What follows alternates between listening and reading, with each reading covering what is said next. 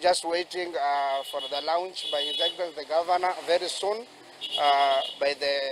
probably by the end of this month, ili tuweze kuzidistribute within the CBD, ili tuhakikisha kwamba kila mpita njia na kila mwananchi ambaye atakuwa katika mji huu basi asitaabike ama asiweze kurusha takataka hivyo vyote vile, lakini atakuwa kuna mahali ambapo pameegeshwa kwa sababu ya kwenda kurusha takataka yote ambayo labda utakuwa uko nayo ama umetafuna chochote na unahisi ubwage takataka, basi utakuwa kuna mahali special ambapo pametengwa ili wewe uende ukaweze kuangusha hizo takataka. Jukumu letu kama washikadau wa Malindi kuhakikisha kwamba mazingira tunayoishi ni salama na ni safi, kwa sababu kiumbe yoyote yule anastahili kuishi mazingira safi kwa sababu ya afya yake.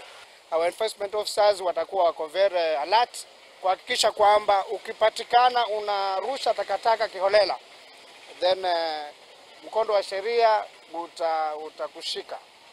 Let's keep our finger on the pulse of the environment. Sababu najua with flooding hizi drainage zinafungika, maugonjwa inakuja, cholera inakuja, miti inaanza kuwa suffocated. So let's keep protect life, miti na binadamu. Naguo muingi kaunti-ini ya Isiolo ni ugithingatitwo